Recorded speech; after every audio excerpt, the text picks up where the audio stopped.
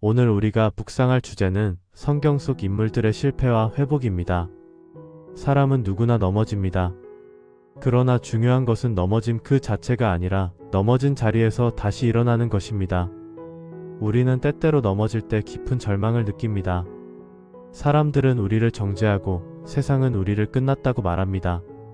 그러나 하나님은 그렇게 말씀하지 않으십니다. 하나님은 실패한 자리를 끝이라 부르지 않고 새로운 시작이라 부르십니다. 그것이 은혜의 신비입니다. 엘리야는 위대한 선지자였습니다. 갈멜산에서 하늘에서 불이 내려오는 기적을 보았던 사람입니다. 수많은 바알 선지자들을 물리치고 하나님의 능력을 증거했던 용맹한 선지자였습니다. 그러나 그도 지쳤습니다. 이세벨의 위협 앞에 그는 광야로 도망쳤습니다. 로뎀나무 아래에 쓰러져 이렇게 기도했습니다. 여호와여, 넉넉하오니 내 생명을 거두어 주옵소서.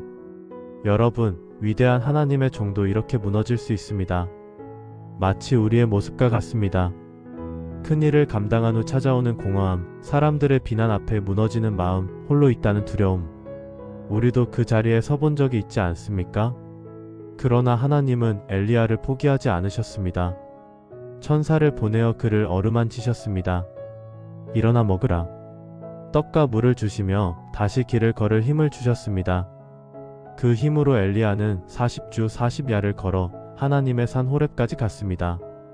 그곳에서 하나님은 강한 바람에도 지진에도 불 가운데도 나타나지 않으셨습니다. 그러나 세미한 소리로 말씀하셨습니다. 내가 여기 있노라. 하나님의 회복은 거대한 소리로가 아니라 조용한 속삭임으로 임합니다. 지쳐있는 우리에게도 하나님은 그렇게 다가오십니다. 이스라엘의 왕 다윗, 그는 하나님의 마음에 합한 자라 불리던 인물이었습니다. 소년 시절 물맷돌 하나로 골리앗을 무너뜨린 믿음의 사람이었습니다.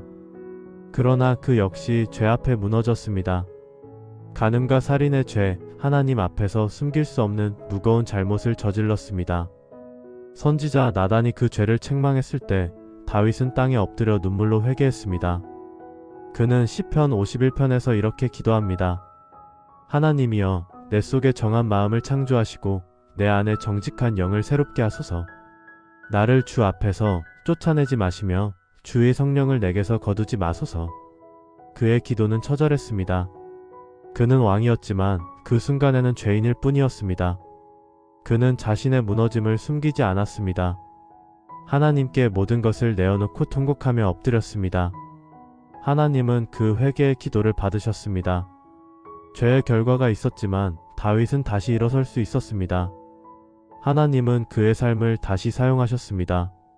실패는 끝이 아니라 새로운 은혜의 시작이 되었습니다. 그리고 우리는 베드로를 떠올립니다. 예수님의 가장 가까운 제자였습니다. 주는 그리스도시요 살아계신 하나님의 아들이십니다. 라고 고백했던 믿음의 제자였습니다. 그러나 그는 주님을 3번이나 부인했습니다. 군인들 앞에서, 여종의 질문 앞에서 그는 두려움에 빠져 주님을 모른다고 말했습니다. 닭이 울자 그는 그 자리에서 무너져 내렸습니다. 밖으로 나가 통곡했습니다. 그 통곡은 단순한 후회가 아니었습니다. 그는 자신이 사랑한다고 했던 주님을 저버린 절망 속에서 울부짖었습니다. 그러나 부활하신 예수님은 베드로를 찾아오셨습니다. 갈릴리 호숫가에서 베드로에게 물으셨습니다. 내가 나를 사랑하느냐? 3번 물으신 그 질문은 3번의 부인을 덮는 은혜의 회복이었습니다. 내 양을 먹이라. 주님은 베드로에게 다시 사명을 주셨습니다. 그는 실패한 제자에서 교회의 반석으로 세워졌습니다. 사랑하는 여러분, 성경 속 인물들은 우리와 다르지 않습니다. 엘리야처럼 낙심할 수 있고 다윗처럼 죄 가운데 무너질 수 있으며 베드로처럼 약속을 저버릴 수 있습니다. 그러나 하나님은 그들을 버리지 않으셨습니다. 오히려 그 자리에서 다시 불러 세우셨습니다. 그리고 그 은혜는 오늘 우리에게도 동일하게 임합니다. 잠언 24장 16절은 이렇게 말씀합니다. 대저 의인은 7번 넘어질지라도 다시 일어나려니와. 여러분, 넘어지는 것이 실패가 아닙니다. 다시 일어나지 않는 것이 진짜 실패입니다. 하나님은 넘어질 때마다 손 내미시며 말씀하십니다. 일어나라. 내가 너를 붙들리라. 혹시 지금 절망의 자리에 있습니까? 실패와 낙심 속에서 나는 끝났다고 느끼고 계십니까? 그렇지 않습니다. 오늘도 하나님은 말씀하십니다. 내 은혜가 내게 족하도다. 고린도후서 12장 9절의 말씀처럼 하나님의 능력은 우리의 약함 속에서 온전해집니다.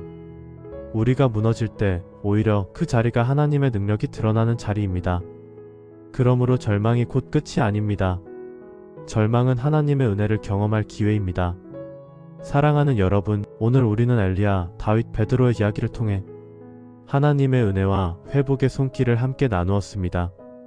그러나 이것은 단지 과거의 이야기가 아닙니다. 하나님은 지금도 여전히 우리와 함께 하십니다. 우리의 실패를 회복으로 바꾸시고 눈물을 기쁨으로 바꾸시며 낙심을 소망으로 바꾸십니다. 다음 시간 3부에서는 하나님의 약속이 어떻게 오늘 우리의 삶 속에서 실제로 이루어지고 있는지, 그리고 우리가 지금 붙들 수 있는 축복의 메시지가 무엇인지 함께 나누겠습니다. 오늘 말씀을 통해 은혜와 위로를 받으셨다면 구독과 좋아요를 통해 함께 동행해 주십시오.